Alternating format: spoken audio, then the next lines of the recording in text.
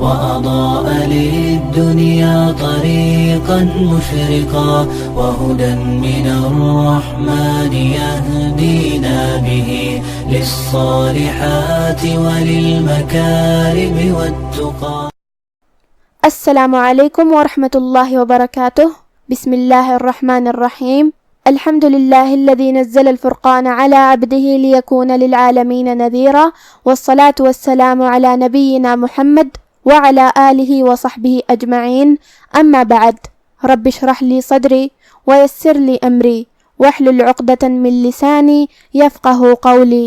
شروع کرتی ہوں اللہ کے نام سے جو بڑا مہربان نہایت رحم کرنے والا ہے.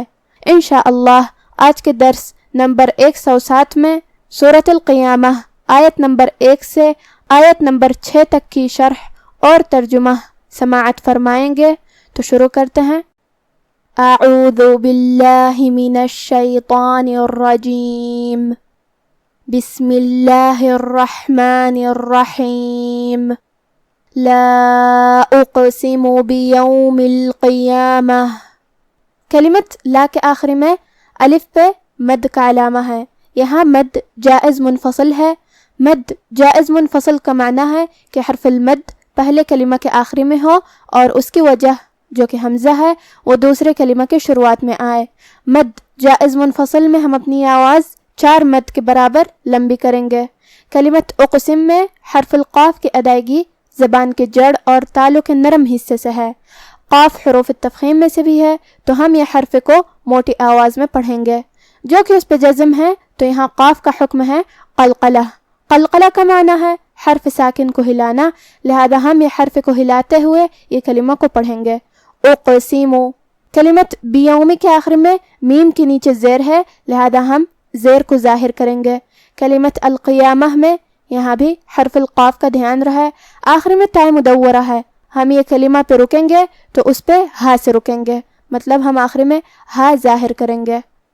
لا اقسم بیوم القیامہ ولا اقسم بالنفس اللوامہ.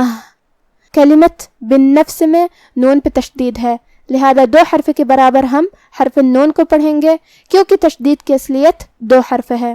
پھر فا ساکن ہے. یہاں ہمیں فا کو ہمزے سے پڑھنا ہے. ہمزے کا معنی ہے کہ حرف کی آواز ایسے کمزور ہو کہ اس میں پستی پائی جائے. بالنفسی. کلمت اللوامہ میں لام پہ تشدید ہے اور واو پہ تشدید ہے تو ہم یہ دونوں تشدید کو ظاہر کریں گے. ولا اقسم بالنفس اللوامہ. ایحسب الانسان ان لن نجمع عظامہ. کلمت ایحسبو میں حرف الحا کو ہم حلق کے درمیان والے حصے سے ادا کریں گے جو کہ اس پہ جزم ہے تو ہمیں حا کو ظاہر کرنا ہے. کلمت الانسان میں یہاں نون ساکن ہے، پھر حرف السین ہے. سین حروف الاخفاء میں سے ہے اور اخفاء کا معنی ہے چھپا دینا، تو ہم یہاں نون ساکن کو چھپاتے ہوئے اور غنہ کے ساتھ یہ حکم کو ادا کریں گے. الانسان. کلمت اللن لام پہ تشدید ہے، لہذا 2 حرف کے برابر ہم حرف اللام کو پڑھیں گے. آخری میں نون ساکن ہے، پھر حرف النون ہے کلمت نجمع میں. نون حروف الادغام بغنہ میں سے ہے اور ادغام کا معنی ہے حرف کو حرف میں داخل کرنا، تو ہم یہ نون کو دوسرے نون میں ملا کے ایک ہی نون پڑھیں گے غنہ اور تشدید کے ساتھ. الن نجمع. کلمت نجمع میں یہاں جیم پہ جزم ہے، تو جو کہ جیم حروف القلقلہ میں سے ہے تو ہمیں یہ حرف کو ہلاتے ہوئے یہ کلمہ کو پڑھنا ہے. نجمع. آخری میں حرف العین ہے. عین کی ادائیگی حلق کے درمیان والے حصے سے ہے. یہاں بھی حرف العین ہے اور دوسرے کلمہ کی شروعات میں بھی حرف العین ہے تو ہم یہ دونوں عین کو ظاہر کریں گے. کلمت عظامہ. یہاں حرف الضا ہے. ضا کی ادائیگی زبان کے سر اور اوپر والے دانتوں کے اندرونی کناروں سے ہے.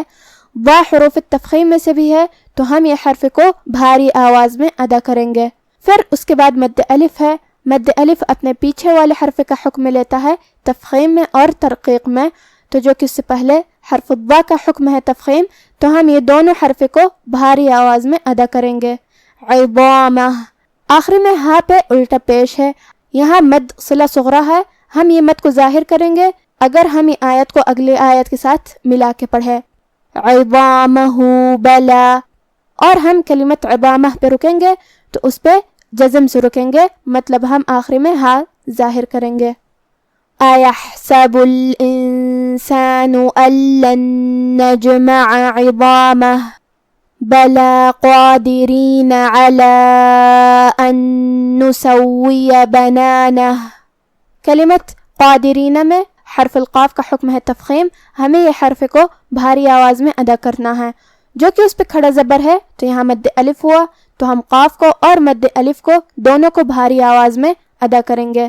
یہاں حرف را کے نیچے زیر ہے تو را کا حکم ہے ترقیق، ہم را کو پتلی آواز میں پڑھیں گے۔ کلمت علی ان، یہاں مد جائز منفصل ہے، لہذا ہم اپنی آواز 2 سے 4 مد کے برابر لمبی کریں گے۔ ان نسویہ، یہاں حکم ہے ادغام بغنہ، تو ہم یہ حکم کو غنہ اور تشدید کے ساتھ ادا کریں گے۔ ان نسویہ، کلمت نسویہ میں واو پہ تشدید ہے، لہذا 2 حرف کے برابر ہمیں واو کو پڑھنا ہے۔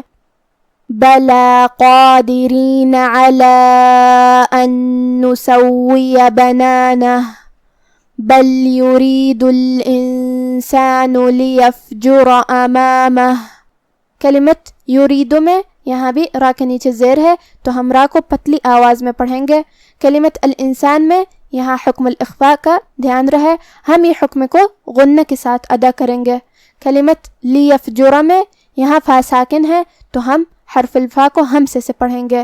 آخری میں را پہ زبر ہے تو ہم را کو موٹی آواز میں پڑھیں گے کیونکہ یہاں را کا حکم ہے تفخیم۔ کلمت امامہ میں یہاں الف ہے تو ہم حمزہ کو ظاہر کریں گے۔ بل یرید الانسان لیفجر امامہ یسأل ایان یوم القیامہ۔ کلمت یسأل میں یہاں سین ساکن ہے تو ہم حرف سین کو ظاہر کریں گے۔ کلمت ایان میں یا پہ تشدید ہے لہذا اس کا دھیان رہے۔ کلمت یومو کے آخر میں میم پہ پیش ہے تو ہم پیش کو ظاہر کریں گے۔ کلمت القیامہ میں حرف القاف کو ہم موٹی آواز میں ادا کریں گے۔ یسأل ایان یوم القیامہ۔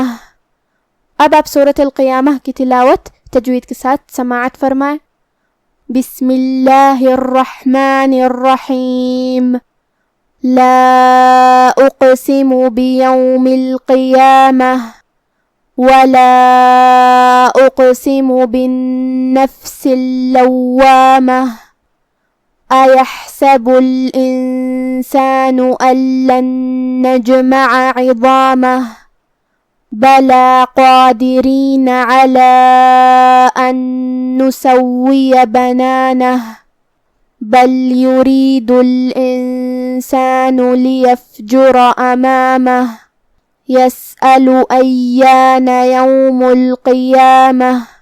میں روز قیامت کی قسم کھاتا ہوں اور نفس لوامہ کی قسم کھاتا ہوں کہ سب لوگ اٹھا کر کھڑے کیے جائیں گے۔